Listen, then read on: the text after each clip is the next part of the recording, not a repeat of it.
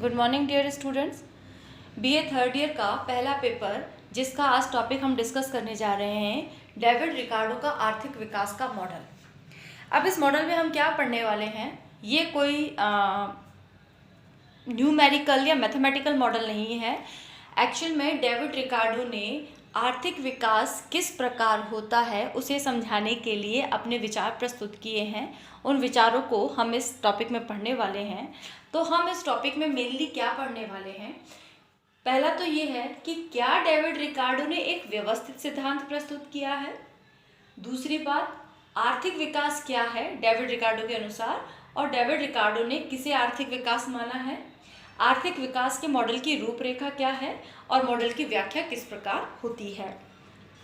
तो इस टॉपिक को समझने से पहले हम एक बात क्लियर कर लेते हैं कि डेविड रिकार्डो ने कोई आर्थिक विकास का कोई क्रमबद्ध या व्यवस्थित सिद्धांत प्रस्तुत नहीं किया है कि भाई उसने कहीं लिख दिया है कि ये आर्थिक विकास का मॉडल या सिद्धांत है। मेरे अनुसार उन्होंने क्या किया, उन्होंने बहुत सारे अर्थशास्त्रियों को बहुत से लेटर्स लिखे, पत्र लिखे। इसके अलावा डेविड रिकार्डो की एक महान कृति है, उस कृति का नाम क्या है, the principle of political economy.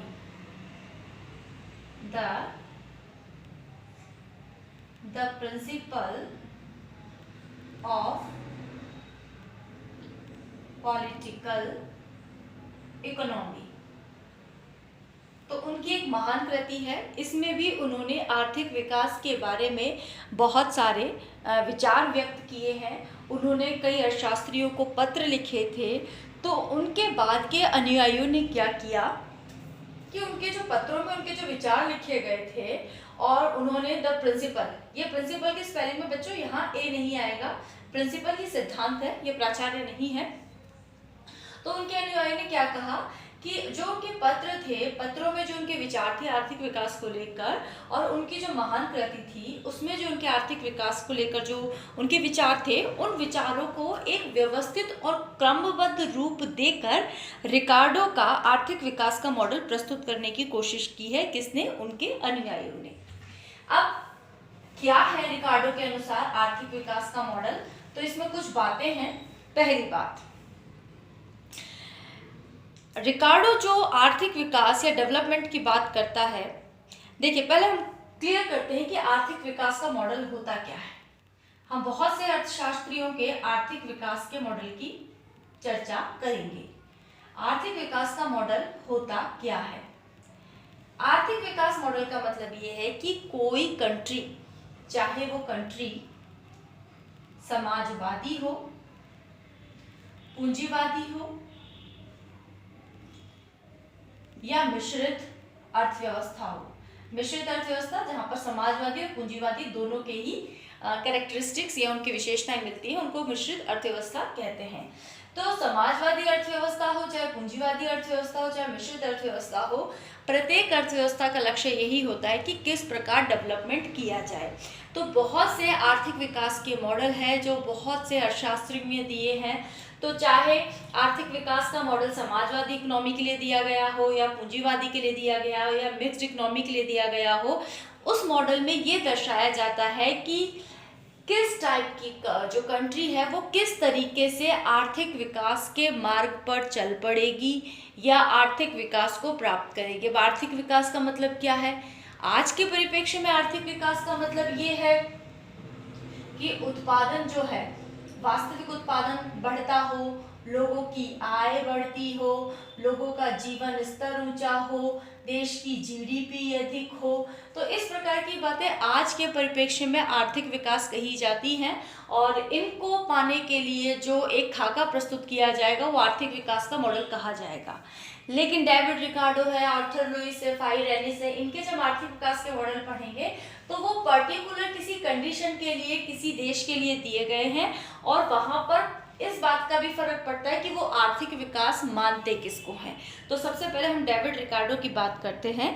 David Ricardo ने एक पूंजीवादी अर्थव्यवस्था के लिए आर्थिक विकास का मॉडल प्रस्तुत किया। सबसे पहली बात, पूंजीवादी इकोनॉमी के लिए इकोनॉमिक डेवलपमेंट का मॉडल दिया, पहली बात।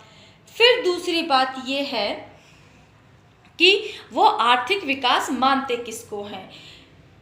जो डेविड रिकार्डो है वो ये कहते हैं कि उत्पादन में वृद्धि होना ही आर्थिक विकास है। उत्पादन में वृद्धि होना ही इकोनॉमिक डेवलपमेंट है। दो बातें क्लियर हो गई कि डेविड रिकार्डो ने पूंजीवादी अर्थव्यवस्था के लिए आर्थिक विकास का मॉडल प्रस्तुत किया है। दूसरी बात, उन्होंने ये कहा है कि उत्पादन में ही वृद्धि होना ही क्या होता है, आर्थिक विकास होता है। और तीसरी बात उन्होंने बताई कि प्रोडक्शन होता किसका है, वो ये कहते हैं खाद्यान्न का ही उत्पादन होता है। तो यहाँ तीन बातें क्लियर हो गई। हालांकि पूंजीवादी अर्थव्यवस्था है तो केवल खाद्यान्न उत्पन्न नहीं होगा, लेकिन उन्होंने एक मॉडल दिया है तो कुछ बातों को उन्होंने मान लिया है कि एक पूंजीवादी अर्थव्यवस्था है जिसमें सिर्फ खाद्यान्न उत्पादन होता है और खाद्यान्न के उत्पादन में वृद्धि होना ही इकोनॉमिक डेवलपमेंट है उस कंट्री के लिए जिसके लिए डेविड रिकार्डो ने अपना सिद्धांत दिया है। अब उन्होंने अपने मॉडल को देने के लिए क्या किया, उन्होंने अर्थव्यवस्था को तीन वर्गों में बांटा।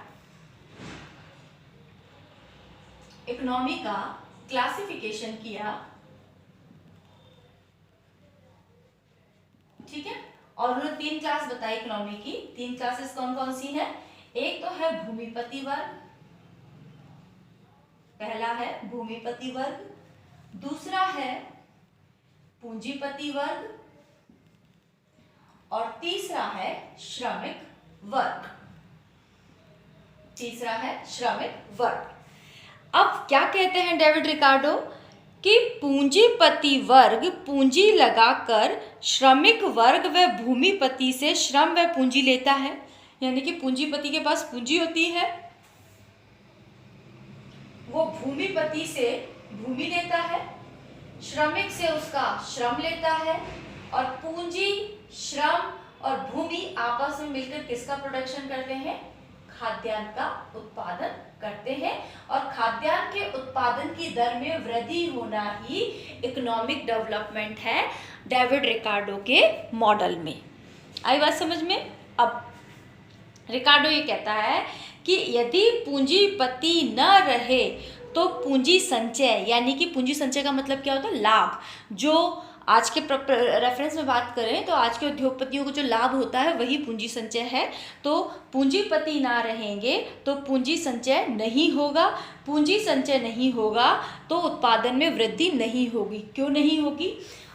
डेविड रिकार्डो कहते हैं कि ये जो पूंजीपति वर्ग है ये बहुत ही इम्पोर्टेंट है एक देश के आर्थिक विकास के लिए, क्योंकि जब ये पूंजीपति वर्ग काम करता है तो इसको मिलते हैं लाभ। इन लाभों को वो पूंजी संचय भी बोलते हैं, मतलब वह धन जो और ज्यादा धन कमाने के काम आए, दैट इज कॉल्ड कैपिटल या पूंजी। तो जब ये लाभ कमाते हैं या पूंजी संचय करते हैं तो इस लाभ को दोबारा काम में लेके दोबारा प्रोडक्शन करते हैं और फिर दोबारा प्रोडक्शन करने से दोबारा लाभ होता है। तो बार बार प्रोडक्शन, बार बार लाभ, बार बार प्रोडक्शन होने का मतलब है कि देश में आर्थिक विकास हो रहा है, ये कहना है डेविड रिकार्डो का। तो जो डेविड रिकार्डो है वो ये कहते हैं कि अगर पूंजीपति वर्ग ना रहे तो पूंजी संचय नहीं होगा, पूंजी संचय नहीं होगा तो प्रोडक्शन नहीं होगा, प्रोडक्शन नहीं होगा तो समाज क्या है? भूखा मर जाएगा, मजदूर बेसहारा हो जाएंगे, ये उनका कहना है, और आर्थिक विकास की गति रुक जाएगी। इसलिए रिकार्डो कहते हैं कि पूंजीपति वर्ग के लाभ तो बढ़ने ही चाहिए। अब उन्होंने क्या कहा? उन्होंने ये कहा कि जो तीनों वर्ग हैं, भूमिपति वर्ग, पूंजीपति वर्ग और ये आपका जो थर्ड श्रमिक वर्ग है, इनको भी तो आय प्राप्त होगी, तो उनकी आय का निर्धारण भी उन्होंने किया है जो इस प्रकार है।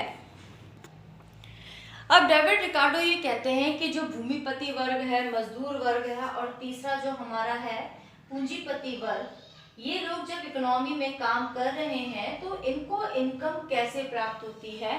तो रिकार्डो का ये मानना है कि भूमिपति वर्ग को जो लगान प्राप्त होता है, यानी कि भूमिपति यानी जिसके पास भूमि है और वह भूमि को जब किसी पूंजीपति को काम के लिए देता है तो भूमि प्रयोग के बदले जो पूंजीपति है वो बदले में लगान देता है और ये लगान ही एक्चुअल में भूमिपति की क्या होती है?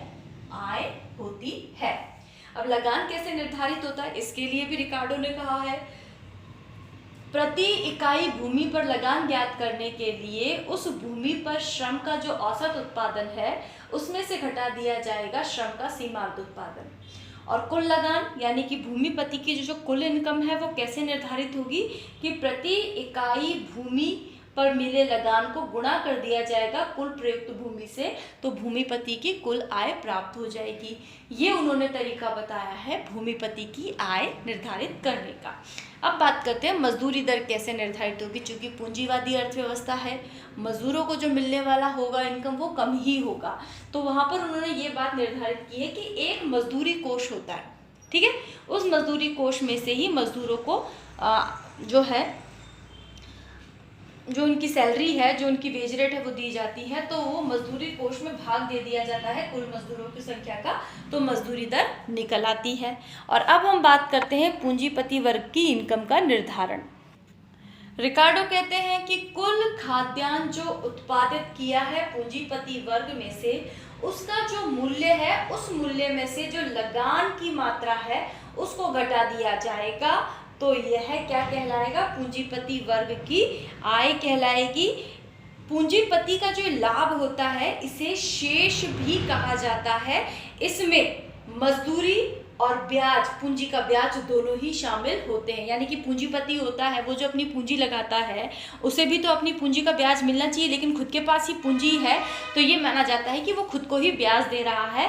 और पूंजीपति की आय में मजदूरों को मिलने वाली मजदूरी भी शामिल होती है। यानी पूंजीपति वर्ग की जो आय होती है उसे निकालने के लिए सिर्फ लगान को माइनस किया है, यहाँ पर मजदूरी को माइनस नहीं किया गया। तो यहाँ पर हमने 3 चीजें समझी। हमने क्या समझा, सबसे पहली बात तो ये कि कोई सिस्टमैटिक मॉडल नहीं है डेविड रिकार्डो का, पहली बात। फिर उन्होंने ये कहा कि एक अगर पूंजीवादी अर्थव्यवस्था है तो उस अर्थव्यवस्था में 3 वर्ग हैं समाज में। एक तो स्वयं पूंजीपति है जिसके पास क्या होती है, पूंजी होती है, पैसा होता है। दूसरा भूमिपति वर्ग होता है, भूमिपति वर्ग के पास भूमि या जमीन होती है। और तीसरा श्रमिक वर्ग होता है जिसके पास क्या होता है, श्रम होता है। तो रिकार्डो के अनुसार पूंजीवादी अर्थव्यवस्था में 3 वर्ग होते हैं, तीनों वर्ग आपस में मिलकर काम करते हैं और क्या प्रोडक्शन करते हैं, खाद्यान्न का प्रोडक्शन करते हैं। जितना ज्यादा खाद्यान्न का उत्पादन होगा उतना ही ज्यादा क्या कहलाया जाएगा, क्या हो रहा है, डेवलपमेंट हो रहा है, इकोनॉमिक डेवलपमेंट हो रहा है। फिर डेविड रिकार्डो ने ये भी बता दिया है कि पूंजीपति वर्ग को क्या मिलना चाहिए, ब्याज मिलना चाहिए। साथ में चूंकि वो एक रिस्क उठा रहा है तो उसे लाभ भी मिलना चाहिए। 2 चीजें मिलनी चाहिए, क्योंकि पूंजीपति के पास खुद की पूंजी है लेकिन वो उद्यमी भी है, तो उद्यमी होने के नाते उसको लाभ मिलना चाहिए और पूंजीपति होने के नाते उसको ब्याज मिलना चाहिए। भूमिपति वर्ग को लगान मिलना चाहिए और श्रमिक को मजदूरी मिलनी चाहिए। ये मैंने आपको बता दिया है कि तीनों का निर्धारण किस प्रकार होता है। अब आगे क्या कहते हैं, ध्यान से सुनिए। रिकार्डो अपने मॉडल को कैसे प्रारंभ करते हैं कि जब प्रोडक्शन बढ़ता है यानी कि उत्पादन बढ़ता है तो पूंजीपतियों के लाभ भी बढ़ते हैं, जिससे और ज़्यादा पूंजी संचय होता है और ज़्यादा पूंजी निर्माण होता है। परिणाम स्वरूप खाद्यान्न का उत्पादन बढ़ता है। उत्पादन बढ़ने से मजदूरों की कोषों में भी वृद्धि होती है। मजदूरी कोष बढ़ने से जनसंख्या भी बढ़ती है, क्योंकि जब मजदूरों को और ज़्यादा प्रिविलेज मिलता है तो वो अपने परिवार को बढ़ाते हैं, तो अनाज की मांग में भी वृद्धि होती है। अनाज की मांग बढ़ने के कारण क्या होता है कि कम उपजाऊ भूमियों पर भी कृषि की जाने लगती है, तो क्या होता है, जो प्रोडक्शन का जो दर है वो कम होने लगती है। मैं इस तरीके से आपको समझाती हूँ कि कैसे इकोनॉमी में काम शुरू होता है। देखिए,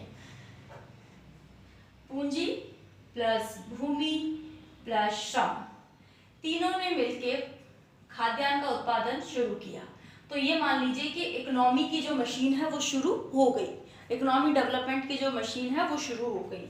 खाद्यान्न बढ़ेंगे, खाद्यान्न का उत्पादन बढ़ेगा तो एक तरफ पूंजीपतियों के लाभ बढ़ेंगे, दूसरी तरफ मजदूरों का कोष भी बढ़ेगा। जो मजदूरी देने के लिए कोष रखा गया है उस कोष में भी वृद्धि होगी। जब मजदूरी कोष में वृद्धि होगी तो मजदूरों की मजदूरी भी बढ़ेगी, मजदूरी बढ़ेगी तो उनकी प्रिविलेज बढ़ने के कारण वो अपने परिवार को बढ़ाएंगे। इधर क्या है कि लाभ तो बढ़ रहे हैं, साथ में खाद्यान्न का उत्पादन भी बढ़ रहा है, लेकिन एक तरफ जनसंख्या बढ़ रही है, जनसंख्या की तुलना में जो खाद्यान्न का प्रोडक्शन है वो कम है, ये कम का निशान है। तो क्या होगा कि जो पूंजीपति वर्ग है वो कम उपजाऊ भूमियों पर भी कृषि करना शुरू कर देंगे। कम उपजाऊ भूमि पर कृषि करना शुरू करेंगे तो खाद्यान्न के उत्पादन की दर है वो कम होती जाएगी, खाद्यान्न उत्पादन की दर कम होती जाएगी। तो क्या होगा, तो ये होगा पूंजीपतियों के जो लाभ है वो घटने लगेंगे। तो घटते घटते इनके लाभ क्या है, शून्य पर आ जाएंगे। दूसरी तरफ जनसंख्या की दर है वो, जनसंख्या दर क्या स्थिर हो जाएगी। अब आप ये कहेंगे कि जब लाभ घट गए तो ये इकोनॉमिक डेवलपमेंट कैसे हुआ। इकोनॉमिक डेवलपमेंट का मतलब तो ये होना चाहिए कि पूंजीपति वर्ग के लाभ बढ़ते जाए, मजदूरी की दर बढ़ती जाए, तो वो इकोनॉमिक डेवलपमेंट होना चाहिए। लेकिन डेविड रिकार्डो के अनुसार, क्योंकि हम डेविड रिकार्डो का सिद्धांत पढ़ रहे हैं तो हम उन्हीं की बात कहेंगे, तो वो क्या कहते हैं, उनके विचार बिल्कुल अलग हैं। वो ये कहते हैं कि जब लाभ घटते घटते शून्य पर आ जाते हैं, माइनस नहीं है, शून्य है, लाभ घटते घटते शून्य पर आ जाते हैं, जनसंख्या की दर स्थिर हो जाती है, तो वे इसे एक स्थिर अवस्था कहते हैं। वो इसे एक स्थिर अवस्था कहते हैं। और क्या कहते हैं, ध्यान से सुनिएगा, वो ये कहते हैं कि रिकार्डो स्थिर अवस्था को खुशी का चिन्ह बताते हैं, ना कि निराशा का, क्योंकि यह विकास और पतन के बीच की स्थिति है। तो क्या समझ में आया, समझ में हमें यह आया कि डेविड रिकार्डो ने जो सिद्धांत दिया, हालांकि ये पर्सनली मेरी भी समझ से परे है, लेकिन जो उन्होंने दिया हम तो उसी की चर्चा करते हैं।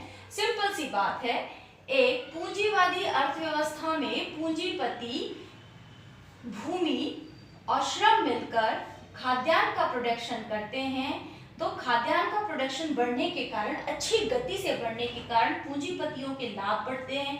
पूंजीपतियों के लाभ बढ़ते हैं तो मजदूरी कोष में भी वृद्धि होती है। क्यों? क्योंकि लाभ में क्या शामिल था, मजदूरी कोष और ब्याज दोनों ही इसमें शामिल थे, जो मैंने आपको पहले बताया था। तो एक तरफ लाभ बढ़ रहे हैं, दूसरी तरफ मजदूरी बढ़ रही है, मजदूरी बढ़ने के कारण जनसंख्या बढ़ेगी, जनसंख्या बढ़ने के कारण जो खाद्यान्न है उसकी मांग बढ़ेगी, खाद्यान्न की मांग बढ़ेगी तो कम उपजाऊ भूमियों पर कृषि होगी, कम उपजाऊ भूमियों पर कृषि होगी तो भूमिपति के, जो पूंजीपति के लाभ है वो धीरे धीरे कम होने लगेंगे। लाभ कम होने का परिणाम क्या होगा कि उनके लाभ घटते घटते शून्य पर आ जाएंगे, जनसंख्या स्थिर हो जाएगी। और यही स्थिर अवस्था ही अकॉर्डिंग टू डेविड रिकार्डो आर्थिक विकास है। तो यहाँ पर हमारा डेविड रिकार्डो का सिद्धांत समाप्त होता है। अब नेक्स्ट क्लास में हम लेंगे आर्थर लुईस का द्वैत अर्थव्यवस्था का सिद्धांत। बहुत इंटरेस्टिंग मॉडल है और बहुत सिस्टमेटिक मॉडल है। तो अगली क्लास में हम आर्थर लुईस के मॉडल की चर्चा करेंगे।